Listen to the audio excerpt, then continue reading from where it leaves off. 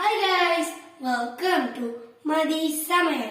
நான் என்ன பார்க்க போறோம்? bisibelebath தான் பார்க்க போறோம். இந்த வீடியோ போற மாதிரி சேனல் புதுசா வந்தாங்கன்னா லைக் பண்ணிடுங்க. இன்னைக்கு சாம்பார் சாதம் எப்படி செய்யறதுன்னு சொல்லி பார்க்கலாம். நான் 200 கிராம்ஸ் பச்சரிசி எடுத்திருக்கேன்.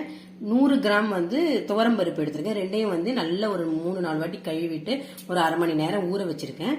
இப்போ அது எப்படி செய்யறதுன்னு பார்க்கலாம்.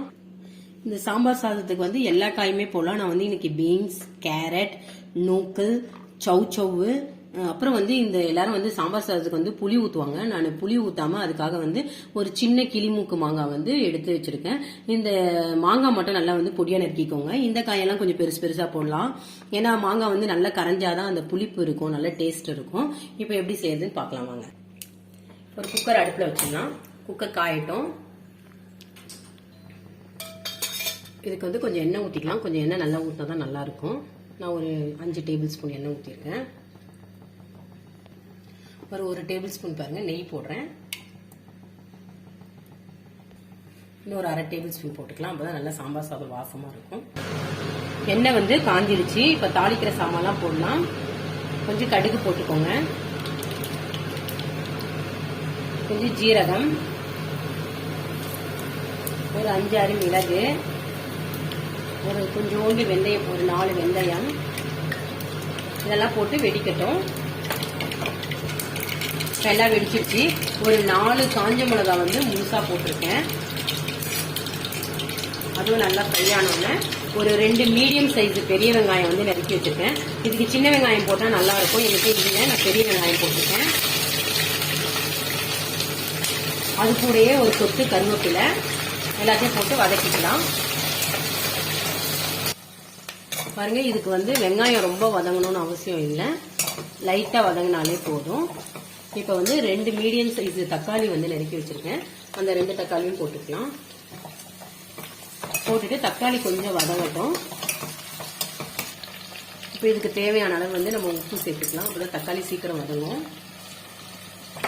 பாருங்க, தக்காளியும் கொஞ்சம் வதங்க நல்லா ஆரம்பிச்சிருச்சு. இந்த சமயத்துல பெருங்காயத்தூள் போட்டுக்கலாம்.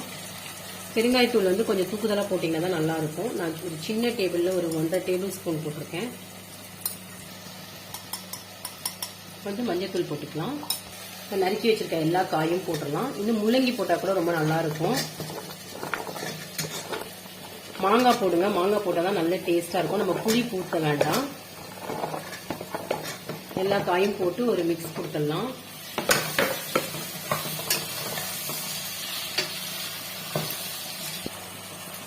காயெல்லாம் வதங்கிடுச்சு. இப்போ சாம்பார் பொடி போட்டுடலாம். நான் சக்தி சாம்பார் பொடி தான் வச்சிருக்கேன். வீட்டில் அரைக்க முடியல, கோலுலாம் வந்ததுனால. அதனால இது ஒரு 4 டேபிள் ஸ்பூன், சின்ன டேபிள் ஸ்பூன்ல ஒரு 4 போட்டுக்கிறேன். உங்களுக்கு காரம் எப்படி வேணுமோ அப்படி போட்டுக்கோங்க, காரத்துக்கு ஏற்ற மாதிரி. எல்லாத்தையும் நல்லா மிக்ஸ் பண்ணிடலாம்.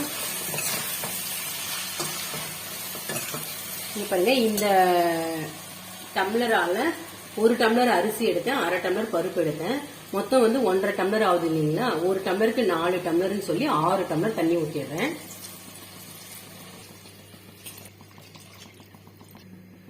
பாருங்க, 6 டம்ளர் தண்ணி ஊற்றிட்டேன். இப்போ இது நல்லா கொதிக்கிட்டோம். கொதிச்ச பிறகு உப்பு காரம் செக் பண்ணிட்டு அரிசி ஆட் பண்ணலாம். தண்ணி பாருங்க நல்லா கொதிச்சிச்சு. இப்போ அரிசியும் பருப்பையும் போட்டுடலாம். இப்போ தண்ணி கொதிச்ச உடனே கொஞ்சம் உப்பு காரம் செக் பண்ணிக்கோங்க. பத்தல்னா உப்பு காரம் போட்டுக்கோங்க. உங்களுக்கு எவ்வளவு தேவையோ அவ்வளவு போட்டுக்கோங்க. நான் உப்பு காரம்லாம் செக் பண்ணிட்டேன், எல்லாம் கரெக்டா இருக்கு எனக்கு. இப்போ இதுல கொஞ்சோண்டு கொத்தமல்லி தழை போட்டுடலாம். போட்டுட்டு குக்கரை மூடிடலாம். முதல் விசில் வந்தோடனே சிம்ல வச்சிருங்க. ஒரு 3 விசில் 4 விசில் வந்தா போதும். குக்கர் போட்டு மூடிடலாம். ஒரு விசில் வந்தோடனே சிம்ல வச்சுட்டு 4 விசில் வரட்டும். 4 விசில்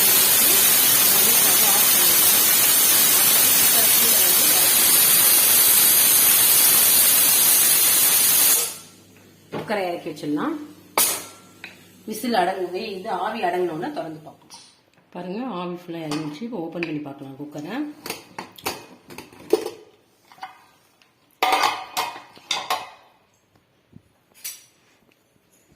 பாருங்க சாதம் நல்லா குழைய வெந்து ரெடி ஆயிடுச்சு. இதை நல்லா இப்படி கொஞ்சம் மேஷ் பண்ணிவிடுங்க.